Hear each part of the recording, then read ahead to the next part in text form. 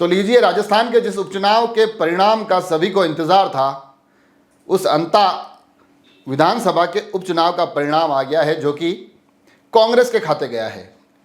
कांग्रेस के प्रमोद जैन भाया न केवल एक बड़े अंतर से जीते हैं, बल्कि उन्होंने सत्ताधारी दल को दूसरे स्थान पर खिसका दिया है। निर्दलीय नरेश मीणा, जो आज पूरी मतगणना में काफ़ी समय तक दूसरे स्थान पर थे, आखिरी परिणाम में वो तीसरे स्थान पर पहुंच गए। हालांकि इस चुनाव परिणाम का प्रदेश की राजनीति पर कितना असर पड़ेगा, ये तो आगे आने वाला समय बताएगा, मगर कई सारे राजनेताओं के कद और उनके प्रभाव पर जरूर असर पड़ेगा। इस एपिसोड में उसी का विश्लेषण करने की कोशिश करेंगे, मगर उससे पहले मैं आपको बता दूं कि 2023 में इस सीट पर भाजपा के कंवरलाल मीणा और कांग्रेस के प्रमोद जैन भाया आमने सामने होते हैं। चुनाव भाजपा के खाते जाता है, मगर एक पुराने मामले में कोर्ट का एक आदेश आता है, कंवरलाल मीणा को अपनी विधायकी छोड़नी पड़ती है और उसके बाद अंता में उपचुनाव का मैदान सज जाता है। 11 नवंबर तय होती है वोटिंग के लिए। नरेश मीणा, जो उससे पहले 2 चुनाव निर्दलीय के तौर पर लड़ चुके होते हैं, पुनः इस चुनाव में एक बार कांग्रेस की तरफ वो बड़ी उम्मीद भरी निगाह से अवसर के लिए देखते हैं, मगर कांग्रेस एक बार फिर से इस अंता के चुनावी मैदान में अपना प्रत्याशी प्रमोद जैन भाया को बनाते हैं। इसके बाद नरेश मीणा बिफर जाते हैं, निर्दलीय के तौर पर मैदान में आते हैं। भारतीय जनता पार्टी हालांकि अपना चेहरा तय करने में बड़े लंबा समय बिताती है। जिस प्रकार का उस प्रत्याशी तक पहुंचने की एक पूरी एक कवायद थी, ऐसा लग रहा था कि भाजपा के नेता सभी इससे बचना चाह रहे हो, लग रहा हो कि ये चुनाव हमारे गले आकर पड़ गया। कुछ इस प्रकार का स्थितियां परिस्थितियां दिखाई दी और बहुत लेट उन्होंने अपना प्रत्याशी डिक्लेयर किया। शायद कहीं ना कहीं चुनाव के जो परिणाम आए हैं उसमें भाजपा की बड़ी हार का एक पहलू यह भी हो सकता है। तो आखिरकार भारतीय जनता पार्टी फिर मोरपाल सुमन को अपना प्रत्याशी बनाती है, त्रिकोणीय मुकाबला हो जाता है और आज जो परिणाम आए हैं उसमें प्रमोद जैन भाया एक बड़ी जीत के साथ विधानसभा पहुंचे हैं। कांग्रेस के लिए एक बहुत बड़ा बूस्ट है, ये बहुत बड़ा एक ऐसा परिणाम है जो कांग्रेस में एक ऊर्जा भरेगा। 15,000 से भी ज़्यादा वोटों से प्रमोद जैन भाया उपचुनाव हमेशा विपक्ष के लिए बड़े मुश्किल होता है, मगर 15,000 वोटों से जीतकर अब वो विधानसभा पहुंचे हैं। दूसरे स्थान पर मोरपाल सुमन रहे और तीसरे पर नरेश मीणा रहे, मगर इन दोनों के बीच में, दूसरे और तीसरे के बीच में मात्र 100 के आसपास वोटों का ही डिफरेंस है। तो आप समझ सकते हैं कि भाजपा पूरे चुनाव परिणाम में कहीं ना कहीं जीत की उम्मीद तो बहुत दूर रह गई थी। ये लग रहा था कि तीसरे पे ना चले जाए। तो ये अपने आप में एक बहुत बड़ा राजनीतिक पहलू यहाँ से निकल कर आया है। और अब मैंने जैसा कहा कि राजनेताओं के उनके कद और उनके प्रभाव पर बहुत असर डालेगा।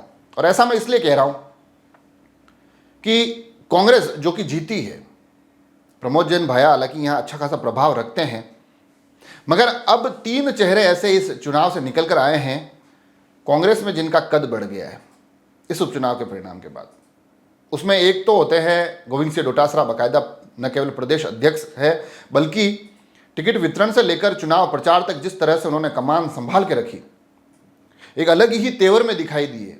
बहुत ज़्यादा आत्मविश्वास से भरे हुए थे, मुखर होकर बोलते दिखाई दिए और लगातार वो इस चुनाव के प्रबंधन की धुरी बने रहे। एक बड़ी भूमिका उनके हिस्से आई थी।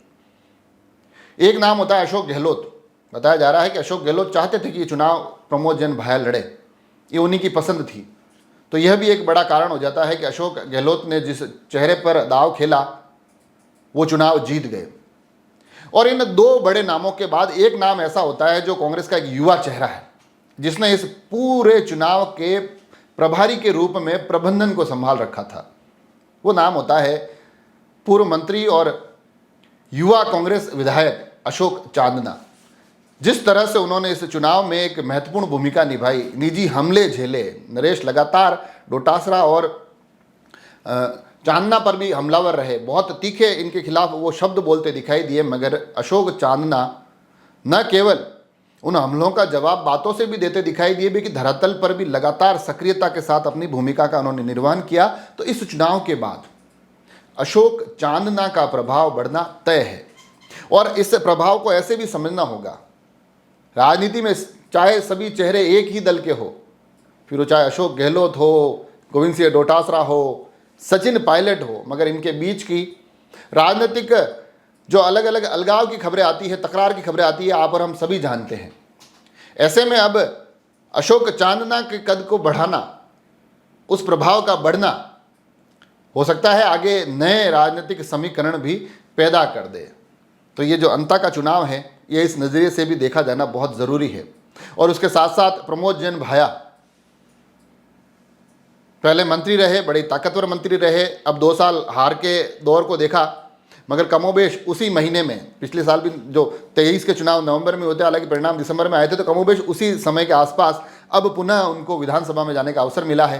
कांग्रेस के लिए अच्छा है कि अनुभवी चेहरा अब विपक्ष के खेमे में और जुड़ गया है, तो विपक्ष और भी ताकतवर हो जाएगा। ये तो हो गई कांग्रेस की बात।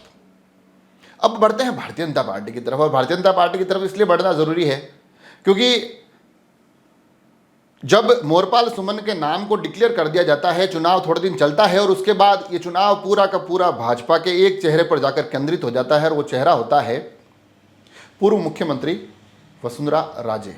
राजस्थान की राजनीति का एक बहुत बड़ा नाम। इससे पहले जो उपचुनाव हुए उसमें उन्होंने पार्टी ने जो भूमिकाएं दी उसका निर्वहन किया, मगर यहाँ पर वो उस चुनाव में लगातार पुरजोर ताकत के साथ खड़ी और अड़ी दिखाई दी। उनके पुत्र दुष्यंत सिंह वो भी लगातार उनके साथ खड़े दिखाई दिए, और जिस तरह से आखिरी दौर में वसुंधरा राजे अपनी ताकत झोंकती दिखाई दी, तो समझा जा सकता था कि वसुंधरा राजे के लिए भी ये चुनाव बहुत बड़ी प्रतिष्ठा का प्रश्न है। हालांकि सरकार पर इस परिणाम का कोई असर नहीं पड़ेगा, मगर पूरी तरह से वसुंधरा राजे अपनी ताकत झोंक देती है और उसके बाद भी परिणाम इतना ज़्यादा प्रतिकूल, इतना ज़्यादा खिलाफ, ये अपने आप में एक बहुत बड़ा सवाल है। अब इसके पीछे क्या कुछ कारण रहे, इसका भारतीय जनता पार्टी विश्लेषण करेगी, मगर यहाँ पर यह तय है कि वसुंधरा राजे के लिए ये चुनाव एक बुरे सपने की तरह हो सकता है। भारतीय जनता पार्टी के जो पूरे के पूरे नेता वहाँ पर डटे हुए थे, उनके लिए भी कहीं ना कहीं चीज़ें सवालों के घेरे में दिखाई देगी। मुख्यमंत्री भजनलाल शर्मा, जो कि स्वयं भी कई अलग अलग रैलियों के माध्यम से वहाँ गए थे, कई वादों की वहाँ भरमार करते देखी गई थी, अलग अलग जनता तक चीज़ें पहुँचाने की कोशिश की थी कि किस तरह से हम आगे आने वाले समय में ये करेंगे, मगर सारी चीज़ें बेअसर रही और भारतीय जनता पार्टी एक बड़े मार्जिन से ये चुनाव हार गई। तो ऐसे में अब यहाँ पर भी एक मंथन का दौर शुरू होगा। अब उसके बाद इस चुनाव के तीसरे चेहरे तक पहुँचते हैं नरेश मीणा।